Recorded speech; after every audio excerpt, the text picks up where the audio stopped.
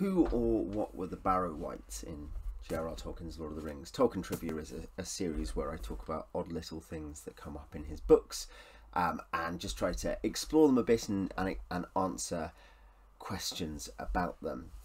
So, who or what were the Barrow Wights?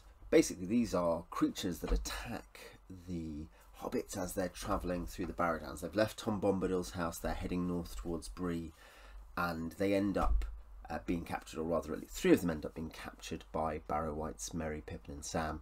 And Frodo seeks to resist this, but they still need saving by Tom Bombadil, who comes and sings a song which defeats the Wights. Wight just means man. Their mythological origin in Tolkien, kind of not in Middle Earth but out of Middle Earth, is the Norse Draugr. Kind of a ghosty zombie creature. You'll be familiar with them from Skyrim if you've played that. But what are they in the world? Well, the first thing to consider is that we are told in the chapter that this is basically the barrow of some great ruler of the land around here, and it has lots of grave goods, and it has powerful, or rather very good quality weaponry. So what we find out as we go around and we look through Lord of the Rings and through some of the supporting material is that this is the barrow, the burial ground of the last prince of Cardolan.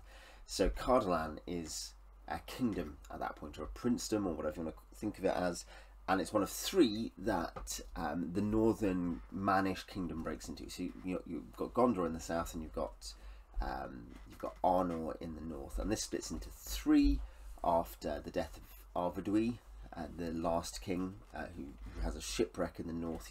He's actually like rescued by northern ice dwellers, Laplanders basically, and then when he tries to sail, his ship sinks, presumably a magical storm caused by his enemies.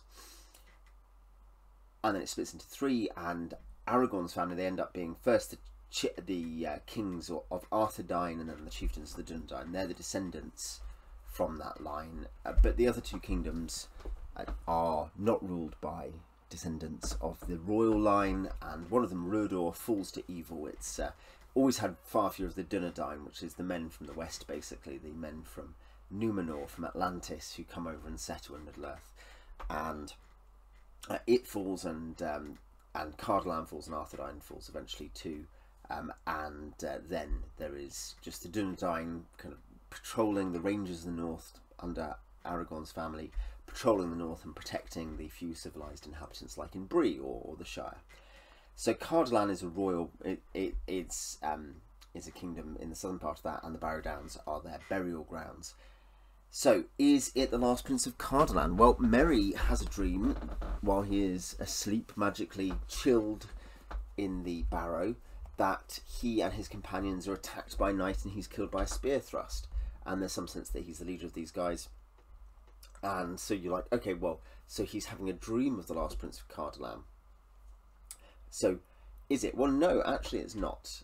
They died, their souls therefore left the circles of the world, where there is more than memory, to quote Appendix A of Lord of the Rings. Those people are dead and gone.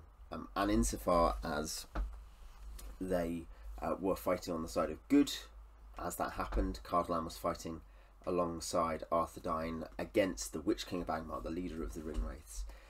It's not them. They're good guys, their souls haven't been trapped, they've gone. We actually do know, we're told, that spirits were sent by the Witch King of Angmar to basically possess and invade this place, the Barrow Downs, and to stop the Dunedain returning there, to make a haunted and unpleasant place. Given this was obviously the ceremonial centre, and possibly even a place that had settlements, maybe on the fringes or so, of this area near the Old Forest, that he wants them not to return there, he wants to desecrate it.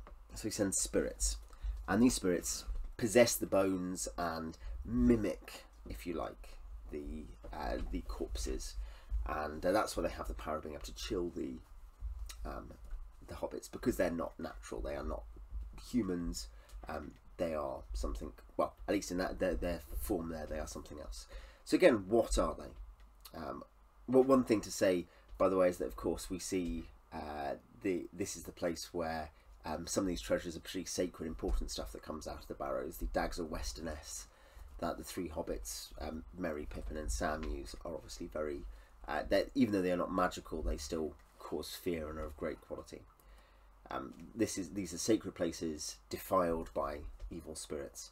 Are the spirits Maiar, angels, like junior angels in the hierarchy? You've got Eru, God, and then you've got the Valar, the archangels, who are not referred to as the gods, but are these sort of intermediaries. You actually see this point, by the way, in terms of the hierarchy, when Faramir explains the Gondorian grace, where they face the west, they're facing toward the sea, toward the ones beyond the sea, and the one who's beyond them. Ultimately, they are praying to God. But the Valar are the earthly representatives, and they're the ones who, for instance, defeat Morgoth in the War of Wrath in the First Age in the Silmarillion. The Maiar are the junior angels, and you have lots of representatives of this. In The Lord of the Rings particularly, we have at least 3 major representatives. We've got Saruman, 4 major representatives on screen. Saruman and Gandalf, who are Istari wizards who are sent by the Valar to help in Middle-earth, and Saruman of course falls. We hear another one mentioned off screen, Radagast. The Balrog in Khazad-dûm and Moria, that's a Maiar, a fallen one who'd served Morgoth, basically Satan in the First Age, and Sauron. Sauron is also a Maiar. They're all junior angels. So this is something that is suggested, or sometimes I've seen, and it is plausible in the sense that the idea of intelligent beings who do not necessarily have normal form, who have dark powers, that certainly tracks to what Maiar might be. It's not typically the presentation of Maiar being a group of relatively minor spirits possessing bones or something like that, and more or less just there to keep people away with a fairly low power level. But it's not implausible, because they're quite powerful, and in terms of they're able to capture the hobbits fine on the whole, apart from Frodo. They're also, it's the case that corruption limits and reduces and makes weak and pathetic eventually. And you see that with Saruman most obviously, actually, in the Lord of the Rings. But you see with Sauron the fact that he's increasingly trapped, he's increasingly limited by the things he makes, by the things that happen to him, where Gandalf ascends over it. So it could be the Maiar, very corrupted, debased junior angels. I think it is probably, the Wights are probably not Maiars. I think they are probably human spirits. And that might sound funny, because I've already said, well, the spirit's the Prince of Cardolan, they've gone beyond the circle of the world, they've gone to their final judgment. But we have a group of spirits who, in the Lord of the Rings, who are able to, they're invisible, they are able to, it seems, travel without regard for terrain, without need for ordinary transport, who have an ethereal presence. We actually have 2 sets, in fact, of those who seem to travel abnormally and have an ethereal presence. The first is the Army of the Dead. There's separate questions about what's going on there. But the ones I'm thinking of, and this is very relevant to the spirits who defile the Barrow Downs, is the Ringwraiths. We know that they are unclothed, in the sense they're just invisible spirits that pass over the river. They don't sail over the river Anduin, as far as we know. They don't ride over it. They don't use their fell beast to fly over it. They just pass over it, as far as anything I've ever seen. They can't be seen. They put clothes on, partly so they can be seen. When the Witch King is encountered at the Pelennor Fields, or earlier when they are encountered at Weathertop, you see this thing where Frodo, remember when he puts on the ring, he just sees almost ghostly figures. Their faces can't be seen through their hoods. These are human spirits who are kept on Earth by their evil deeds. They are, ghosts essentially at some level. Presumably after they've died, or functionally have died a normal death. Perhaps they have not actually died. They've become rather a lich than a ghost in D&D terms. But yeah, that is something we have. We also have the Army of the Dead, and they're separate reasons. For the 9, it's to do with their rings, presumably, and their way their spirits are bound to Sauron. For the Army of the Dead, it's because of a broken oath and a curse upon them. based on that broken oath. So perhaps there are others, and that would track for the sense that these are junior to the Ringwraith, so at least the Witch King of Angmar who sent them, and that they are of relatively limited power, and the fact and the fact they are a suitable early opponent for the Hobbits, which teaches them they're still not ready to pass the first threshold, and they require Bombadil to come again. Though you do see Frodo begin to step up into the truly heroic role. So yeah, I think it's attractive to me that they are that. Another reason I think of this idea that possibly they are bound in some way, as opposed to being just degraded Maiar, is that Tom talks to him to break the curse of the mound. This is Fog of the Barrow Downs. It's the back half of that chapter, my page 145. Yours will differ. And they're having their meal, and then Tom pulls out all of the treasure from the mound. He bade them lie there, free to all finders, birds, beasts, elves or men's, and all kindly creatures. For so the spell of the mound should be broken and scattered, and no wight ever come back to it. He chose for himself from the pile a brooch set with blue stones, many shaded like flax flowers or the wings of blue butterflies. He looked long at it as if stirred by some memory, shaking his head and saying at last, "Here is a pretty toy for Tom and for his lady. Fair was she who long ago wore this on her shoulder. Goldberry shall wear it now, and we will not forget her." If you want maybe the most perfectly Bombadilish line, when you realise how beautifully his lines are written, how well and poetically they're written, that's it. But he remembers the lady who wore this brooch first, and in earlier drafts it's clear that he is explicit about remembering them.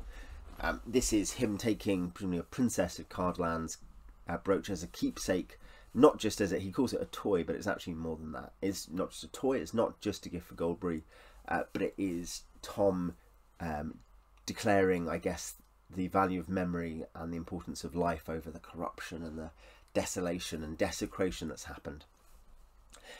And it makes me think of the Dwarven rings, to tack on to that. There's a curse bound with the treasure in the mound, and the Dwarven rings work not by giving their kings, the Dwarven kings, dreams of political grandeur, not by corrupting them with that, which is what the Nine Rings seem to do. They seem to draw the human kings into league with Sauron by promises of power, but rather it seems to be to do with dreams of greed and of gathering. The dwarves are hard to corrupt, and so they are reached through their love of craft.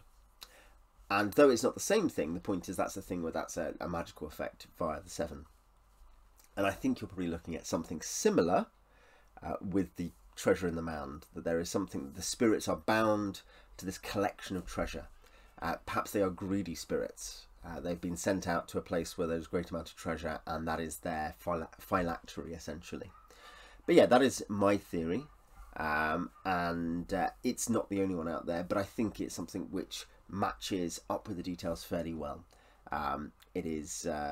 yeah, it's something where it's also a really interesting moment as a whole to see how Tolkien's legendarium works, and the kind of the genuine hidden depths of it, that you've got this great sacred place defiled by its very enemies, its treasures, its powers perverted against it, and finally freed and purified, and the memory of it becoming something precious again.